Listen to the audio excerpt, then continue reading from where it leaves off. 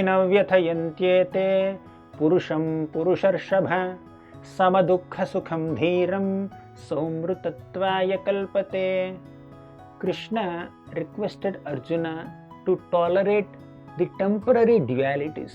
Just in the previous shloka, Krishna teaches Arjuna that this happiness and distress, heat and cold are so temporary, they come and they go, they do not have permanent existence, so we need to tolerate.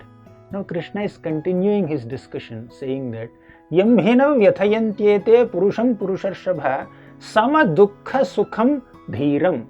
If one can learn to tolerate this happiness and distress, and if one can see both of them on an equal plane, dukkha and sukha, both are coming, they are opposite in nature, but an intelligent person, a mature person, a wise person has equal vision to both.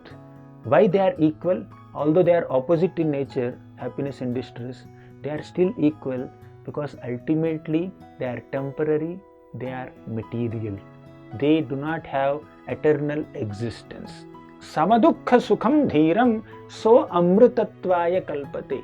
If only one can learn to maintain equanimity towards these temporary dualities that one experiences in one's life, one will be eligible for liberation. One should not be so elated, excited when there is a cause of happiness. Yes, one can rejoice success, but one should not become so overconfident and proud or so overexcited that sometimes people who are used to attaining success always, if they happen to fail sometimes, they would be devastated. They may even commit suicide also. They would go into depression. So one should not be so overconfident when one becomes successful. When there is a cause of happiness, one should not be so elated. At the same time, when there is a cause of distress, one should not be so depressed or dejected or devastated. One should learn to tolerate happiness and distress. Both are temporary. Both are on a material plane. Because we experience happiness or distress by bringing our material senses in contact with the material sense objects. Ultimately, this whole interaction of material senses and material objects is on a material plane, on a temporary plane, which is so feeble and insubstantial. So the happiness and distress that we experience by this material contact do not have eternal existence. The cause of our happiness today may not keep us happy after 10 years.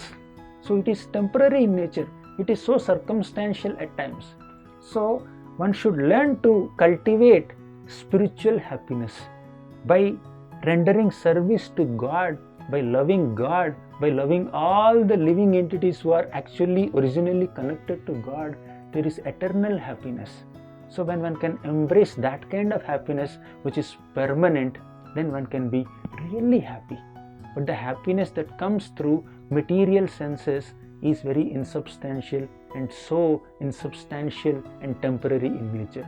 If only one can learn to tolerate happiness and distress, if only one can have equanimity, an equal vision towards these material dualities, so mṛtatvāya kalpate. Such a person is eligible for liberation. Liberation from this material existence. We are all living in a material world, and opposite to this there is a spiritual world which is eternal. In the material world, everything is temporary. The relationships are temporary, the objects are temporary, our forms and beauties are temporary. But in the spiritual world, the relationships are eternal. So instead of getting overwhelmed with the temporary happiness and distress that comes in this temporary material world, one should learn to cultivate spiritual happiness which is eternal. Hare Krishna. For more such devotional programs, please watch Hare Krishna television. To get this channel, please contact your cable or DTH operator. For more information, please call 8767 845 845.